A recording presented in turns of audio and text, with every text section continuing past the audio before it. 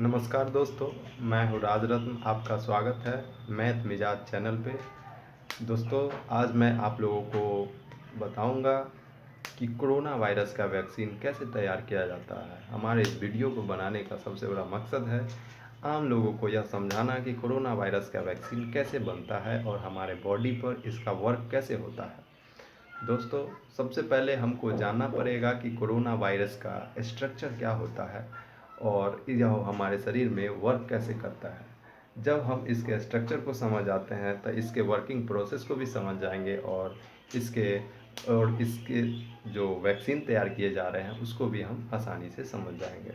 दोस्तों, सबसे पहले हम जानते हैं कि कोरोना वायरस का स्ट्रक्चर क्या होता है।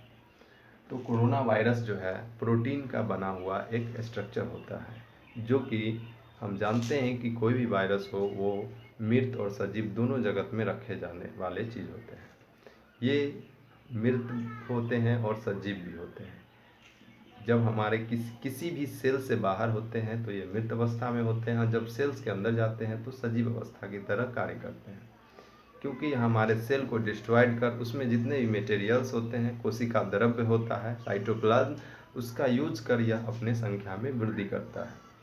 कुछ ये सेल्स को डिस्ट्रॉयड करके ही अपनी संख्या में को वृद्धि करता है, क्योंकि यह प्रोटीन का बना हुआ रूप है और टिश्यू और सेल्स जो होते हैं वो भी प्रोटीन के बने होते हैं, जिससे केमिकली कंपाउंड हो करके यह अपनी संख्या को वृद्धि कर लेता है। सबसे पहले हम जानते हैं कि इसका स्ट्रक्चर क्या होता है। तो कोरोना वायरस का स्ट्रक्चर एक क्राउन के तरीके का होता है। क्राउन अर्थात मुकुट के आकार का होता है, इसलिए इसका नाम कोरोना वायरस पड़ा, जिसे हम दूसरे शब्दों में कोविड-19 के नाम से भी जानते हैं।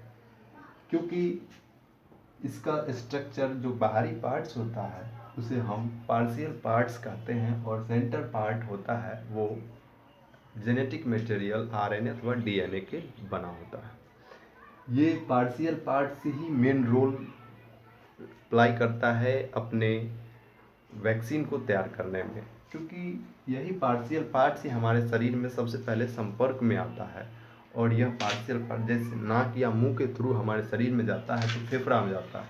क्योंकि फेफड़ा में जो टिश्यू होते हैं वो ओपन होते हैं, यानी उसमें ब्लड सेल ओपनली पाए जाते हैं, जिसमें आसानी से रिएक्ट कर लेते हैं उसके साथ। तो इसमें जो है ये पार्शियल पार्ट्स को लैब में लिया जाता है। सबसे पहले कोरोना वायरस को लैब में रखकर उसके पार्शियल पार्ट्स को अलग कर लिया जाता है।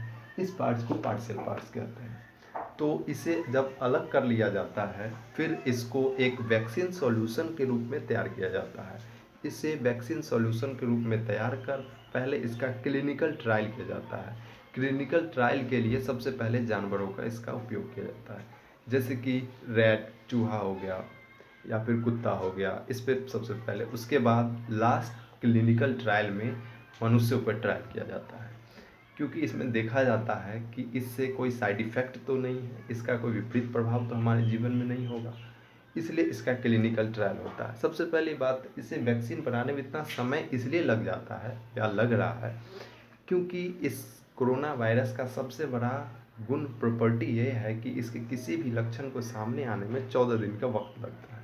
अगर हम एक क्लिनिकल ट्रायल करते हैं 14 दिन, तो कोई भी वैक्सीन को बनाने में कम से कम 10 या 20, 15-20 क्लिनिकल ट्रायल आराम से होता है। यानी कि अगर देखा जाए तो 10 ही क्लिनिकल ट्रायल हुए तो 14 इंटू 10 यानी 140 डेज, 140 दिन का समय लग जाएगा। इससे हम समझ सकते हैं कि कोरोना वायरस के वैक्सीन को बनाने में समय लगता है। तो आखिर कैसे बनाया जाता है कोरोना वायरस का वैक्सीन? तो इस पार्शियल पार्ट्स को वैक्सीन सॉल्यूशन के रूप में तैयार कर लैब में उसे क्लिनिकल ट्रायल के लिए भेज देते हैं, और क्लिनिकल ट्रायल जब हो जाता है उसका तो फिर उसे वैक्सीन के रूप में हम किसी कोरोना वायरस से पीड़ित लोगों को शरीर में इंजेक्ट कर देते हैं। तो होता क्या है कि यह पार्ट्स जब हमारे शरीर में आते हैं तो हमारे शरीर में आते ही हमारा शरीर इस पार्ट्स के खिलाफ एंटीबॉडी रिलीज कर देता है। अगर हम दूध भी पीते हैं तो अगर दूध में कोई भी हम मेरे शरीर के लिए हानिकारक चीज़ है तो हमारा शरीर तुरंत उसके लिए एक एंटीबॉडी रिलीज़ कर देता है, ताकि वो हमारे शरीर को हानि ना पहुंचाए।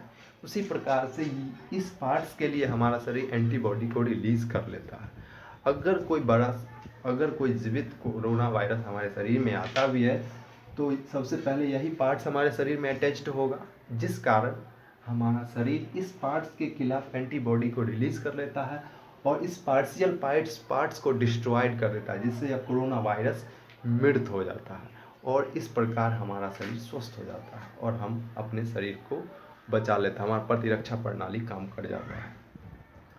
तो अभी बहुत सारे चीज़ चल रहे हैं कि प्लाज्मा थेरेपी हो गए, तो ऐसे बहुत सारी चीज़ हैं जो जिससे कोरोना वायरस से बचने का तरीका। लेकिन प्लाज्मा थेरेपी भी देखा जाए तो बहुत ही कंडीशनल वर्क होता है, क्योंकि इसमें बहुत सारे ऐसे चीज़ को देखा जा रहा है जैसे कि ब्लड ग्रुप सेम होनी चाहिए, डिजीज़ लेस होना चाहिए, जहाँ पे हम प्लाज्मा को डोनेट कर रहे हैं वो भी स्वस्थ होना चाहिए। तो ऐसे बहुत सारे फैक्ट्स हैं जो कि कारगर नहीं है, इसलिए हमारे भारत सरकार भी इसे बैन की हुई है। इसको कुछ ही लोगों पर इसका ट्रायल किया जा रहा है।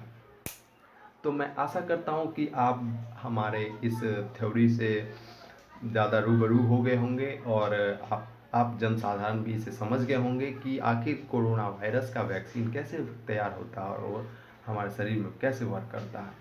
अभी आप सभी व्यूअर्स से आग्रह है कि यदि आपको यह वीडियो अच्छा लगा हो तो सब्सक्राइब करना ना भूलें और अगले वीडियो के लिए मैं फिर से हाजिर होऊंगा एक नए टॉपिक के साथ आप लोगों को मनोरंजन करने के लिए। धन्यवाद।